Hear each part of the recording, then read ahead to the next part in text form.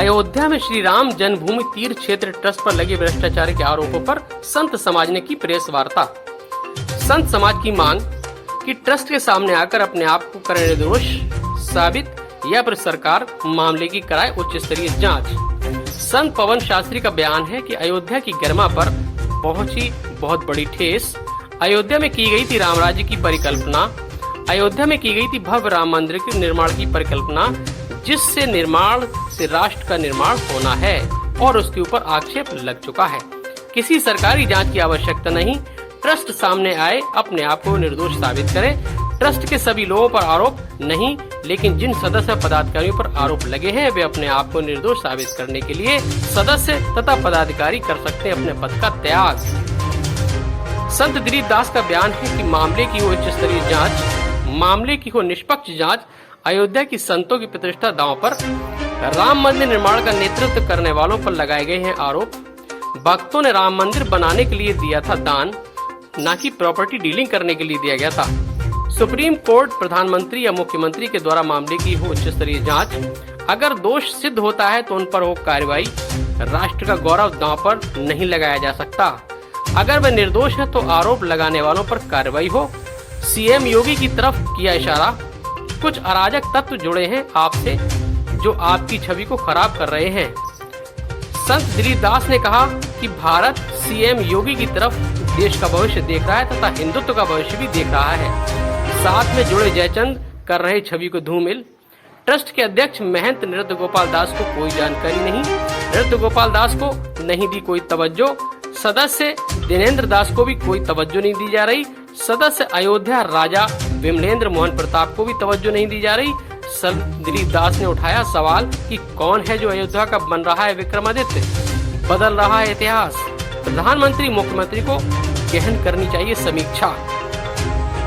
देखा तो सबसे पहले तो मैंने आज ज्येष्ठ के अंतिम मंगलवार को पूरे देशवासियों को, राम भक्तों को मंगल कामना दिया और उसके साथ अयोध्या के मन पर जो आघात हो रहा है उस आघात का जांच, उच्च स्तरीय जांच सर्वोच्च न्यायालय के द्वारा, राष्ट्रपति महोदय भी इसमें सम्मिलित हों, प्रधानमंत्री महोदय सम्मिलित हों, मुख्यमंत्री जी सम्मिलित हों और इसकी निष्पक्ष जांच कराएं, क्योंकि अयोध्या की गरिमा, अयोध्या की महिमा, संतों की प्रतिष्ठा और राम जन्मभूमि मंदिर निर्माण का नेतृत्व करने वाले लोगों के ऊपर आरोप लगाया जा रहा है। ये शर्मिंदगी का विषय है। जिन लोगों ने दान दिया और सवाल कर रहे हैं, हमने पैसा मंदिर की भव्यता के लिए दिया था, मंदिर बनाने के लिए दिया था, प्रॉपर्टी डीलिंग करने के लिए नहीं, जमीन का व्यापार करने के लिए नहीं। मैं ये चाहता हूँ सर्वोच्च न्यायालय के द्वारा, प्रधानमंत्री जी के द्वारा, मुख्यमंत्री जी के द्वारा इसकी निष्पक्ष जांच हो और अगर आरोप सिद्ध होता है तो एक दो लोगों के लिए पूरे राष्ट्र का गौरव, पूरे संगठन का गौरव, पूरे ट्रस्ट का गौरव और पूरे राम भक्तों का गौरव दांव पर नहीं लगाया जा सकता। उनके ऊपर कार्रवाई हो और अगर वो निर्दोष हैं, अफवाह फैलाने वाले लोग दोषी हैं तो उनके ऊपर मानहानि का दावा किया जाए, उनके ऊपर मुकदमा किया जाना चाहिए, लेकिन निष्पक्ष इसकी जांच होनी चाहिए। महाराज जी, आप संत समाज की तरफ से आप सुप्रीम कोर्ट जाएंगे? मैं संत समाज की तरफ से बिल्कुल सुप्रीम कोर्ट जाऊंगा, प्रधानमंत्री जी के पास जाऊंगा। मैं सबसे पहले तो अपने मुख्यमंत्री जी के पास जाऊंगा और मैं मुख्यमंत्री जी से कहूंगा ये तमाम कुछ अराजक तत्व जो आपके साथ जुड़े हुए हैं, ऐसे लोग ही जिनको क्या कहा जाता है, जयचंद, ऐसे कुछ जयचंद लगे हुए हैं जो आपकी छवि को धूमिल करना चाहते हैं, क्योंकि माननीय मुख्यमंत्री जी, भारत आपके अंदर भविष्य देख रहा है, हिंदुत्व का भविष्य देख रहा है, इसलिए कुछ जयचंदों के द्वारा आपकी प्रतिष्ठा को धूमिल करने के लिए एक खेला किया जा रहा है। इस खेला का पर्दाफाश होना चाहिए। जैसे आपने कहा है कि अगर हमें न्याय नहीं मिला हम जनता के बीच जाएंगे, जनता के बीच जाएंगे, तो क्या इस पे कहेंगे? जनता के बीच पहुंचाने का साधन आप हैं। आपके माध्यम से अगर सारा समाचार जनता सुनती है तो जनता भी सुने कि राम भक्तों के साथ जो अत्याचार हुआ है, पापाचार हुआ है, जिन लोगों ने भ्रष्टाचार किया है, उनके भावनाओं का अपहरण है। ये धन का आहरण नहीं, ये राम भक्तों के दान के द्वारा दिया गया उनकी श्रद्धा का अपहरण किया जा रहा है। इसकी उच्च स्तरीय जांच हो और अगर ये सच नहीं है, केवल अफवाह है, तो इसके लिए भी उनको कार्रवाई करनी चाहिए। और अफवाह इसलिए नहीं लग रहा है कि इसके अध्यक्ष से कोई समाचार नहीं लिया जा रहा है, नृत्य गोपाल दास जी महाराज को कोई तवज्जो नहीं दिया जा रहा है, उनका कोई सम्मान नहीं किया जा रहा है, निर्मोही अखाड़ा के सदस्य दिनेंद्र दास जी को कोई महत्व नहीं दिया जा रहा है, अयोध्या के राजा का कोई इन्वॉल्वमेंट नहीं। कौन ये खेला कर रहा है जमीनों का? क्या अयोध्या के राजा को जानकारी नहीं होनी चाहिए जो ट्रस्ट हैं और अयोध्या के राजा हैं? क्या नित्य गोपाल दास जी महाराज अध्यक्ष को कोई संज्ञान नहीं होना चाहिए, कोई प्रस्ताव नहीं होना चाहिए? लेकिन मैंने मीडिया में सुना इन महापुरुषों का कि हमसे कोई राय नहीं ली जा रही है, हमसे पूछा नहीं जा रहा ये कौन है अयोध्या का जो मालिक बन करके नया विक्रमादित्य बनना चाहता है और इतिहास बदलने की कोशिश कर रहा है, संतों का अनादर करके, संतों का अपमान करके। इस पर सुप्रीम कोर्ट को और प्रधानमंत्री जी को गहन चिंतन, बैठक और इसकी समीक्षा और जांच करवानी चाहिए। हम आरोप नहीं लगा रहे हैं, जो आरोप लगा है वह जिनके ऊपर लगा है उनके लिए भी मैंने ये मांग किया है, ये अयोध्यावासी होने के नाते मांग किया है और ये आम अयोध्या वासियों की आवाज़ है। जब सुनते सुनते हम लोगों को का कान पक गया है, जब ये लगने लगा है कि अब अयोध्या की गौरव गरिमा पर बहुत बड़ी ठेस पहुंच रही है, आंच पहुंच रही है, जहां पर हम लोगों ने एक सुंदर राम राज्य की परिकल्पना की थी, श्री राम जी के भव्य मंदिर के निर्माण की कल्पना की थी, जिस निर्माण से राष्ट्र का निर्माण होना है, राष्ट्र का मंगल होना है, उसके ऊपर जब आक्षेप आया है तो स्पष्ट रूप से मैं यही मांग कर रहा हूं, तीर्थ क्षेत्र ट्रस्ट के ऊपर अगर ये आरोप लगा है तो किसी जांच सरकारी जांच कैसे चलती है, सब लोग अब भारतवर्ष के लोगों को जानने की कमी नहीं है। सरकारी जांच कैसे चलती है और कब कब वो फाइलें कहाँ रुकती हैं और कब आकर के प्रकट होती है। हम सरकारी जांच के पक्ष में कदापि नहीं हैं, लेकिन अगर वो रामलला के काम करने वाले हैं, राम जी का काम करने वाले हैं, वो वास्तव में राम राज्य के संस्थापना के लिए अपना योगदान करने वाले हैं, तो जिस तरह से राम जी ने अपने विरुद्ध चाहते तो वो भी कोई जांच आयोग बैठा सकते थे। राम जी ने कोई जांच आयोग नहीं बैठाया। जिस तरह से जनता में विश्वास उत्पन्न हो, निष्पक्षता और निष्कलंकता साबित करनी हो, और सबसे अंतिम उन्होंने अपनी अग्नि परीक्षा जो है वह देकर के यह सिद्ध किया कि मैं वास्तव में निष्पक्ष हूँ, निष्कलंक हूँ। अगर आवश्यकता पड़ती है तो जितने राम भक्तों ने अपनी आस्थाएं समर्पित की है, केवल धन नहीं समर्पित किया है, वहाँ लगभग 5 लाख लोगों का शीश भी समर्पित हुआ है। अनेक परिवार उजड़ गए हैं जिन्होंने अपनी आस्था समर्पित की है। आज भी उन बलिदानियों का परिवार, उनके उत्तराधिकारी, उनके भाई बंधु, उनके माता पिता जीवित हैं, जिन लोगों के संतानों ने बलिदान किया है।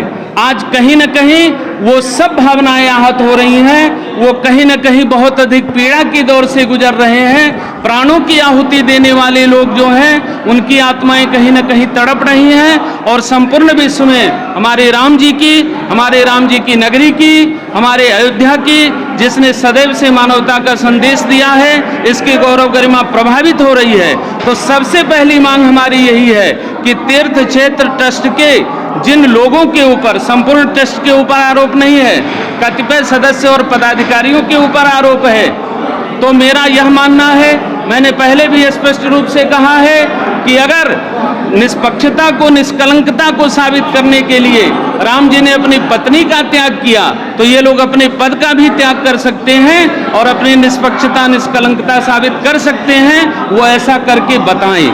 बस महाराज जी, एक सवाल ये है कि जिस तरीके से जमीन खरीद को लेकर तमाम सवाल उठ रहे हैं, उसी में एक है कि नजरूल की जमीन जो है बैनामा कर दी जा रही है, और एक और संत है वो दावा कर रहे हैं कि हमने दान कर दी है। इसको किस नजरिए से आप देखते हैं? जहाँ तक उसके लिए हमारे पास जो भी जानकारी है और उनका जो वक्तव्य ही मैंने सुना है, उस वक्तव्य को सुनकर कोई इस बात से स्पष्ट रूप से सहमत हो सकता है।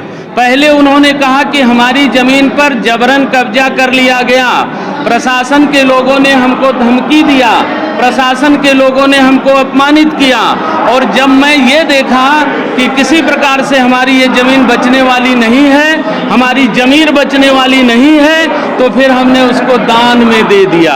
ये बात स्पष्ट रूप से कही गई है, तो इसको समझने में क्या है कि कहीं न कहीं जो वास्तव में कानूनी रास्ता है, जो सहमति का रास्ता है, वह रास्ता अपनाया नहीं जा रहा है। कहीं न कहीं जोर दबाव की कोई बात जरूर हो रही है, तो ऐसा राम काज करने के लिए बिल्कुल नहीं होना चाहिए। महाराज जी, आपको लगता है कि ट्रस्ट गड़बड़ कर रहा है? ट्रस्ट कहीं जमीन खरीद फरोख्त में गड़बड़ी कर रहा है? 20 लाख की जमीन 2.5 करोड़ में खरीद रहा है, 2 करोड़ की जमीन 26 लाख में खरीद रहा है। आपको क्या लगता है?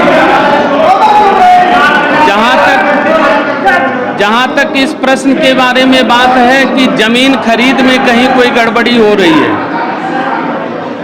हमको दो बातें इसमें लग रही हैं। एक तो जो अयोध्यावासी हैं, उन अयोध्यावासियों के लिए ट्रस्ट ने जो रेट दिया है, वह रेट कहीं न कहीं अयोध्यावासियों के लिए बहुत कठिन स्थिति पैदा कर रही है। यहाँ के निवासी अगर एक बिस्वा जमीन लेकर के कहीं बसने की बात सोचते हैं तो वो उनकी परिकल्पना से बाहर हो जा रही है, और उसका परिणाम ये हो सकता है कि जो मूल अयोध्यावासी हैं उनको अयोध्या छोड़ करके और कहीं और जाने पर विवश होगा। मेरी असहमति इस बात से है कि इस प्रकार से तो जमीन खरीद फरोख्त कदापि नहीं होना चाहिए। यह अयोध्या के कल्याण के लिए नहीं है और यह ट्रस्ट के गौरव गरिमा के अनुरूप भी नहीं है। एक सवाल और उठता है कि जिस तरीके से तमाम खरीद फरोख्त के बीच में जो है कमीशन खोने की बात आ रही है और घूम फिरकर वही लोग क्या कहेंगे उस पर? कमीशन खोरी की बात से मैं सहमत नहीं हूँ। वो इसलिए नहीं हूँ, इतना विश्वास मुझे है कि राम कार्य के लिए जो कुछ भी मिला है धन, वह धन राम जी के काम में ही लगेगा। उसमें से कोई व्यक्तिगत उपयोग करेगा, कमीशन खोरी जैसी छोटी बात करेगा, ऐसा तो नहीं कर सकता।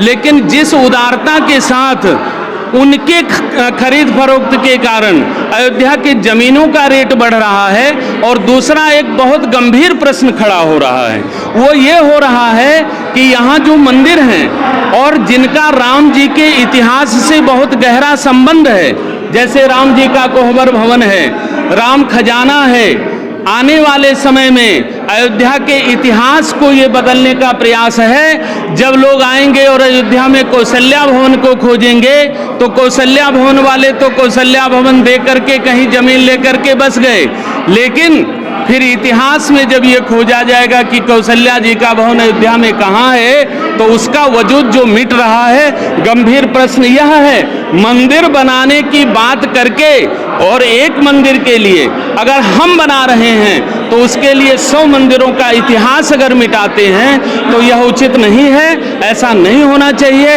अयोध्या के इतिहास को बदलने का काम नहीं होना चाहिए।